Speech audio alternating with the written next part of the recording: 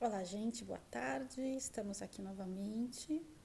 Meu nome é Denise Fracaro, trabalho com terapias holísticas, terapias quânticas, barra de axis, cura quântica estelar. Oi, Silvia. E então a gente está aqui de novo. Oi, Bernadette. Quero contar para vocês que é engraçado como a inspiração, às vezes ela vem tão rápido e às vezes é um processo diferente, né?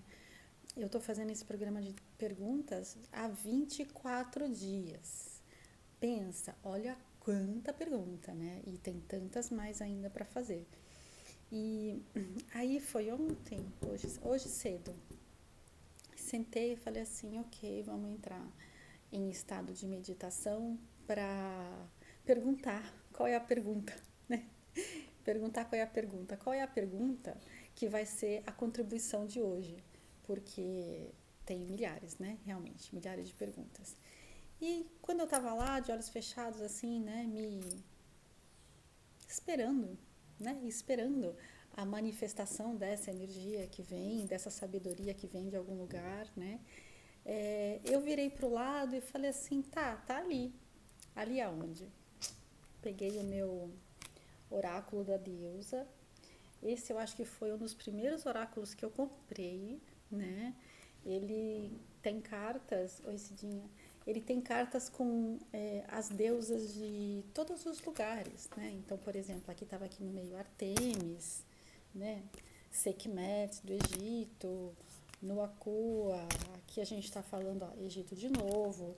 Bom, mas tem Obá, Oiá, tem as orixás, né, que também são coisas bem brasileiras, assim, tem esfinge, enfim, são muitas, né, de todas as partes. Tem as indianas também. E cada uma delas, apesar de serem somente deusas, serem somente femininas, né, o aspecto feminino da energia, cada uma delas traz uma reflexão. Ai, esse baralho é o máximo, adoro Cidinho. Ele traz uma reflexão porque vem a história da carta, né? Qual que é a história dessa deusa, né? Da onde saiu, da onde veio a mitologia. O que significa você tirar essa carta neste momento e um ritual, uma sugestão de uma meditação para você fazer e trabalhar a energia que veio. Aí veio quem? Vou mostrar para vocês, ó. Bloodwed. Né? Eu achei que ela era celta, na realidade ela é galesa, tá? Então aqui Bloodwed, por que Bloodwed? Né? É um casamento de sangue, né? Bloodwed, casada no sangue, né?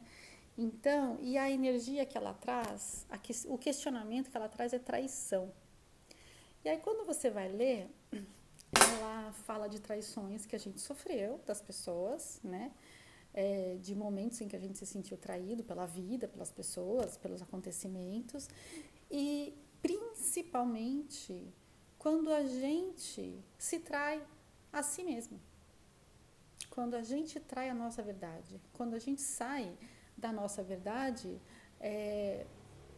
por uma série de razões, né? Então, foi esse questionamento que ficou para mim hoje, né? Quando que eu comecei a me trair? Onde que eu comecei a me trair? Quando que eu comecei a me permitir me anular, me subverter, me submeter e me desperdiçar como um ser, né? Então, normalmente, e infelizmente ou felizmente, porque também tanto faz, é o que a vida é, né? Na primeira infância até os 7 anos é o período onde a gente tem mais poder sobre as crianças, né? Poder aí é uma palavra meio conturbada para usar, mas é o que é assim, porque para a criança o pai e a mãe são quase que deuses na Terra, né? O que eles falam, fazem ou deixam de falar ou fazer é quase que uma lei, né? Enfim.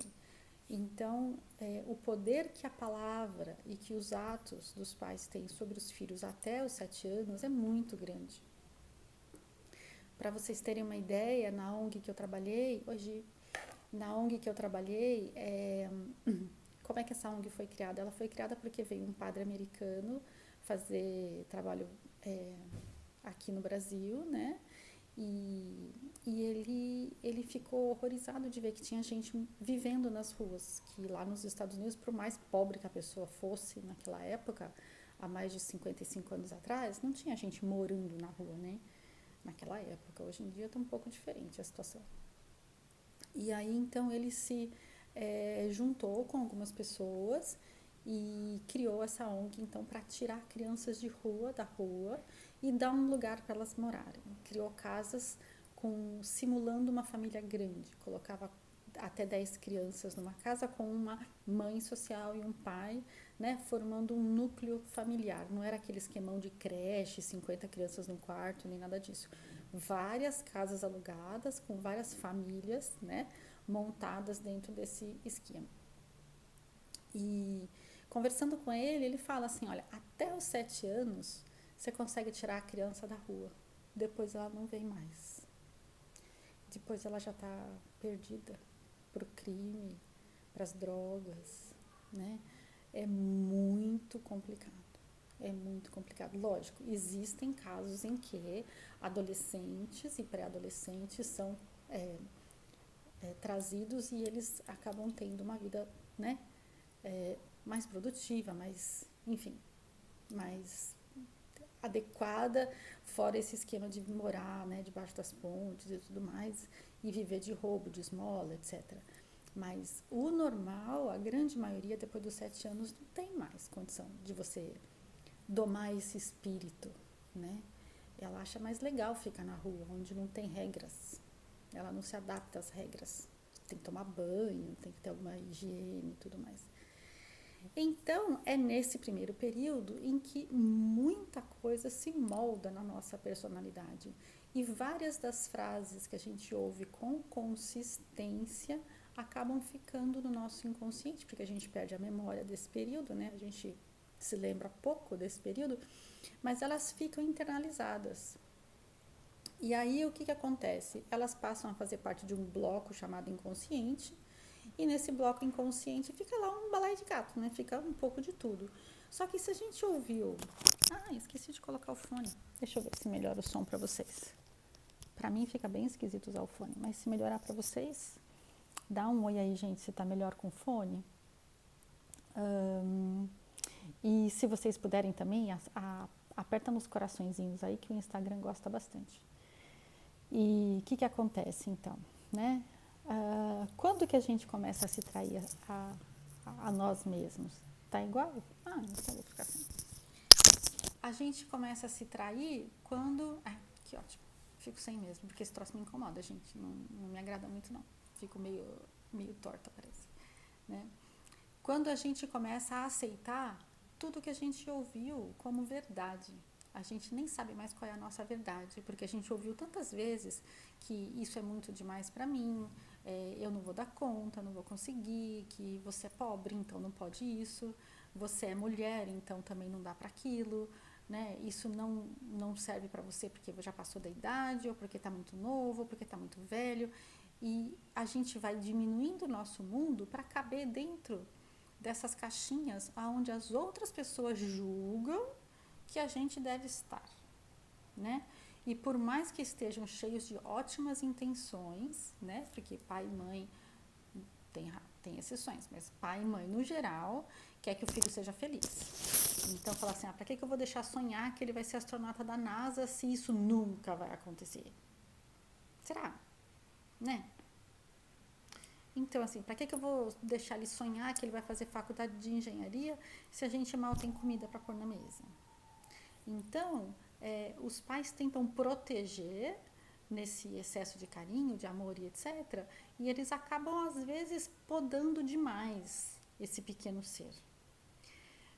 Diz a lenda, né, não sei se é verdade, porque tem tanto fake news por aí, tem tanta história que se conta, que quando o professor perguntou para o John Lennon, quando ele tinha 5 anos de idade, o que ele queria ser quando crescer, sendo que os coleguinhas estavam dizendo, quero ser polícia, eu quero ser bombeiro, eu quero ser professor, eu quero ser isso, eu quero ser aquilo.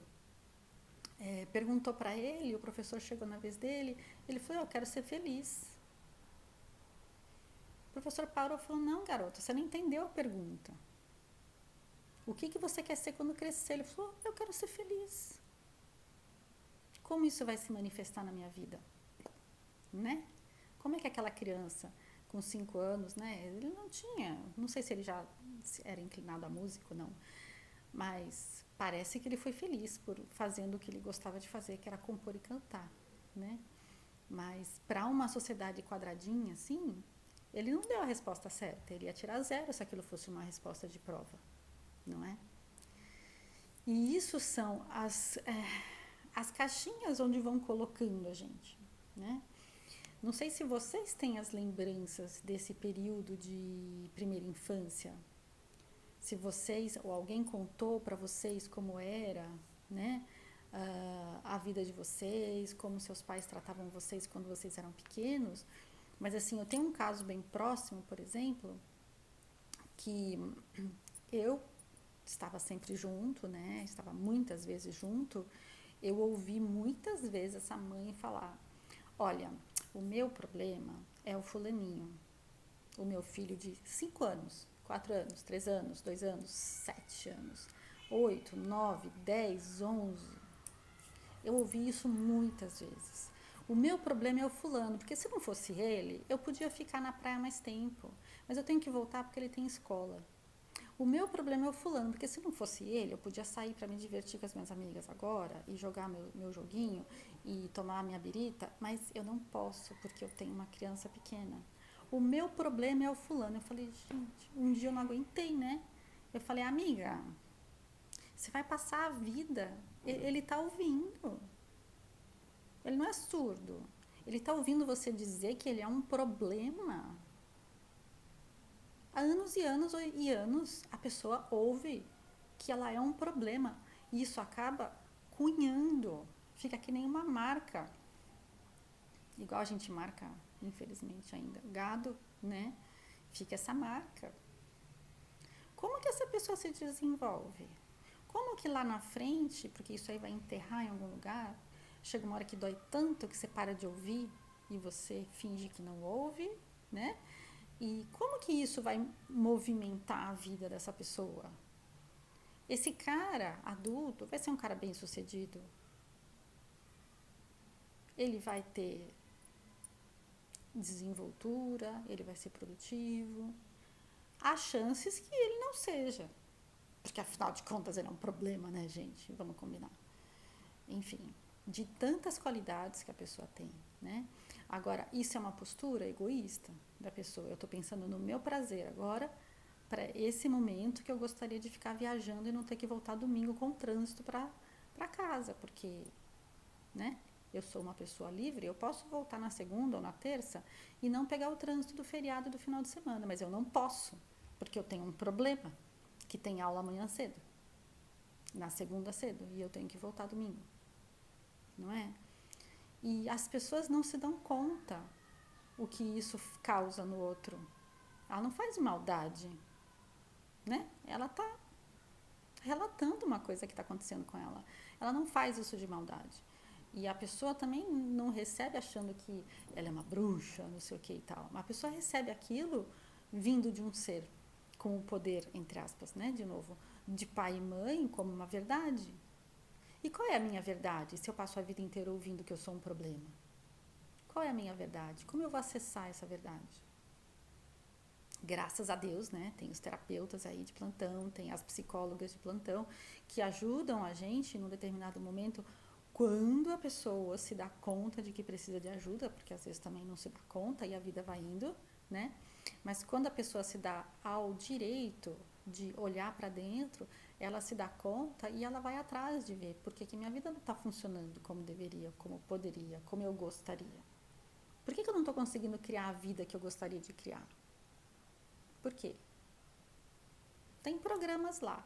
Então, assim, um dos desprogramadores de programas melhores que eu conheço são as barras de Access, tá? Que eu faço, né? E dou curso, né? Enfim, pode me chamar. Barra de Access, sem fazer barulho, sem fazer catarse, sem voltar no tempo, sem fazer regressão, sem fazer hipnose e tal. É uma outra técnica que complementa pra caramba E você vai tirando essas camadas, essas crostas de crenças que ficaram entaladas, solidificadas na sua cabeça. Mas existem inúmeras outras formas de fazer isso, né? E uma das formas de usar a ferramenta das perguntas para a gente acessar o que está por trás, o que está por baixo de aspectos que não estão funcionando bem na nossa vida e a gente às vezes não sabe nem por onde começa, é você perguntar para você mesmo, usando a palavra verdade. Assim, por exemplo, verdade, você realmente é feliz fazendo isso, o seu trabalho X? Verdade, você realmente gostaria de escolher essa pessoa para casar? Verdade, se você estiver sendo você de verdade, você vai fazer essa viagem? Ou você vai deixar de fazer essa viagem? Você vai deixar passar essa oportunidade? Verdade, se você estiver sendo você, você vai se importar tanto com a opinião dos outros? Ou você vai ser você? Verdade. Tá? Isso é um jeito muito simples da gente acessar e a gente pode trabalhar isso por camadas, no sentido assim de verdade. O que eu estou pronto? O que eu estou podendo acessar hoje? Porque tem coisas que eu não tenho condição emocional de acessar. E eu não tenho condição emocional de acessar sozinho, né? Tem coisa que a gente realmente tem que estar em terapia para acessar, porque vai precisar de alguém para pegar na mão, né? Às vezes a gente vai cavucando, acaba chegando nos pontos doídos demais. Né? Então, essa palavra verdade é uma coisa muito simples, mas ela é extremamente poderosa. Extremamente poderosa, porque ela vai te colocar num espaço em que você não vai conseguir mentir para você mesmo. Outra pergunta. Verdade, que mentiras eu venho contando para mim mesmo a respeito de ser ou fazer, de ter ou não poder ter, de conseguir ou de não conseguir tal coisa? Que mentiras eu estou contando para mim mesmo de que eu não posso fazer a viagem X, por exemplo? De que eu não posso ser astronauta, aviador, piloto, chefe de cozinha? Que mentiras eu estou contando para mim mesmo? Verdade. Vamos lá, verdade. Acessa essa verdade em você. Né? Dá para fazer muitas meditações guiadas e entrar nesse universo, né, infantil, né, de quando a gente ainda era pititico e acessar essas coisas também. Né? Enquanto eu estava preparando hoje, me veio um filme, né? Não sei se vocês viram um filme que chama Adjustment Bureau, ou que foi traduzido como Agentes do Destino, com Matt Damon e aquela menina Emily Blunt. Emily Blunt, eu gosto desses dois atores. Tá difícil agora eu gostar de alguém, mas enfim. Ele é um político, ele teve uma carreira, né? E ele, para chegar no ponto onde ele pode chegar como político, graça, depois você volta um pouquinho. Para chegar no ponto onde ele pode chegar como político, ele tem que ter uma dedicação à política X, né, numa quantidade de horas e de energia que ele vai dispor, que ele não pode se apaixonar por alguma pessoa que vai realmente mexer com ele e vai tirar ele desse centro de cara racional,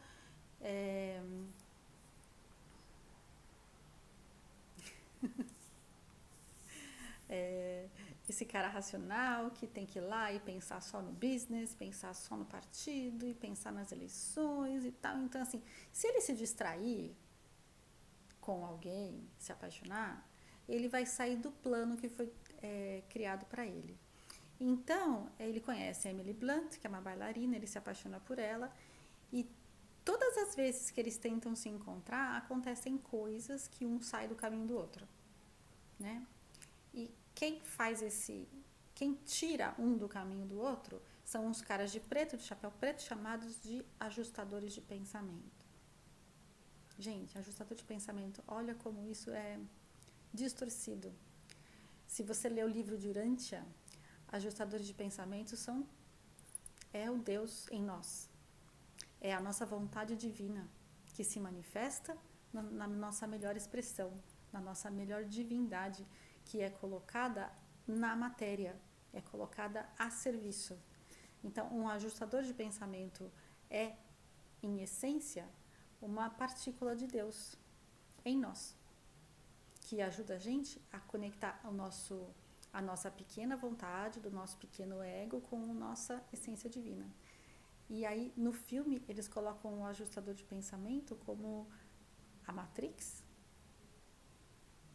que puxa as pessoas de acordo com um programa X específico, né?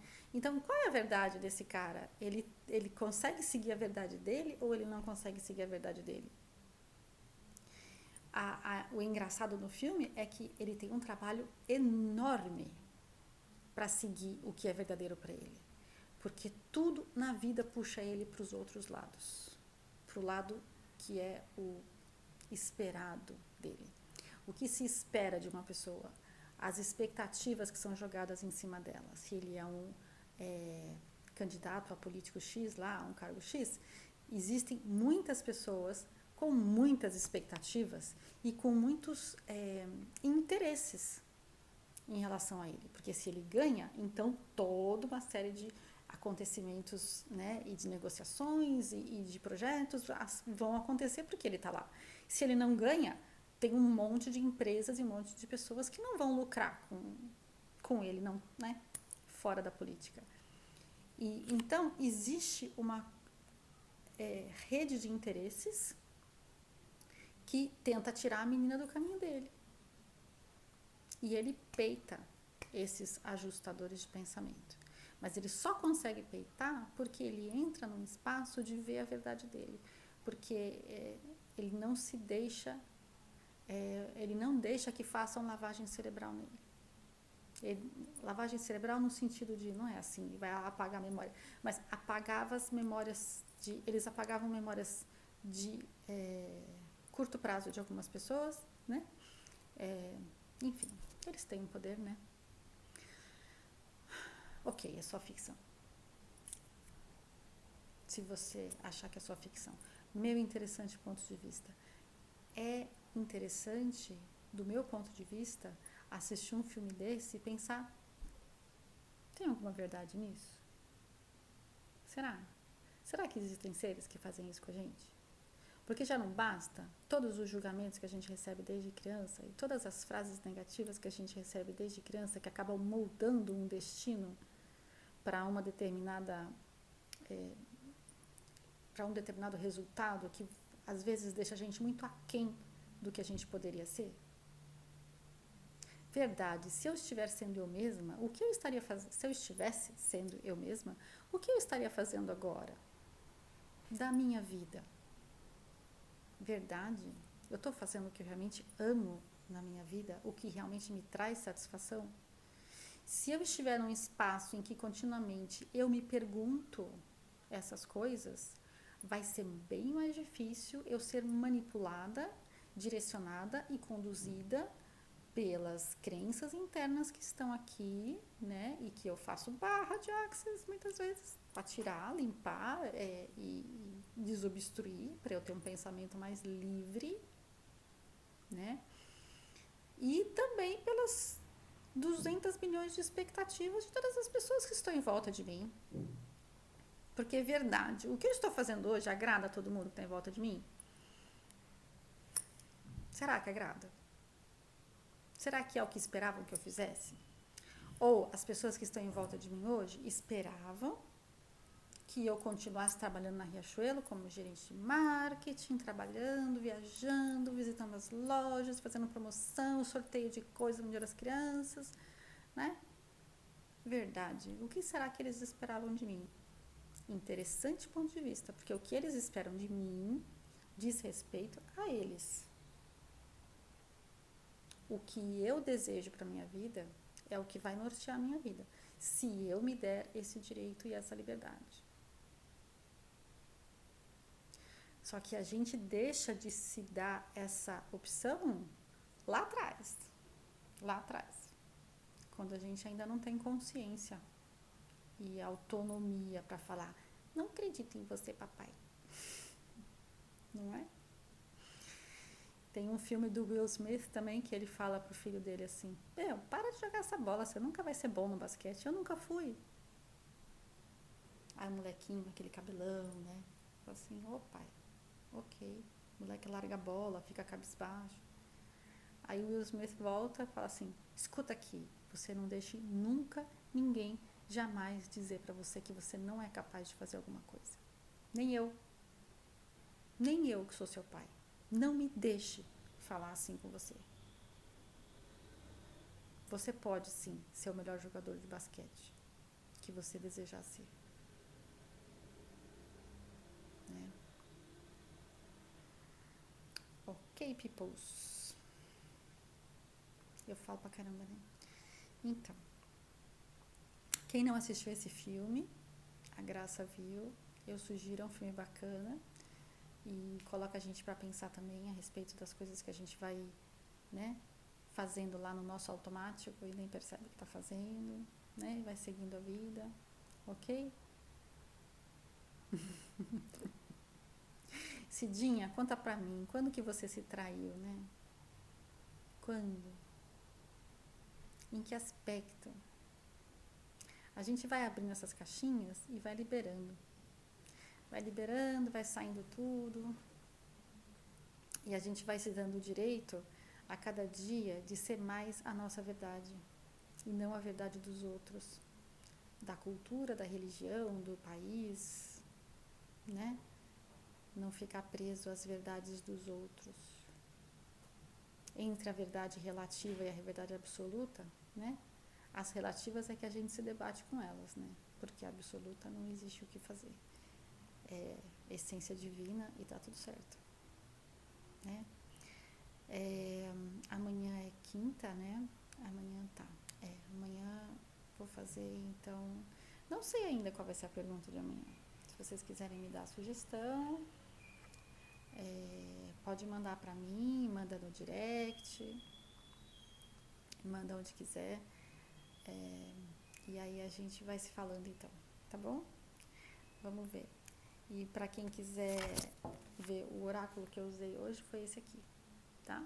O oráculo da deusa. É muito bacana. Um beijo no coração então de todos vocês e até breve. Até amanhã.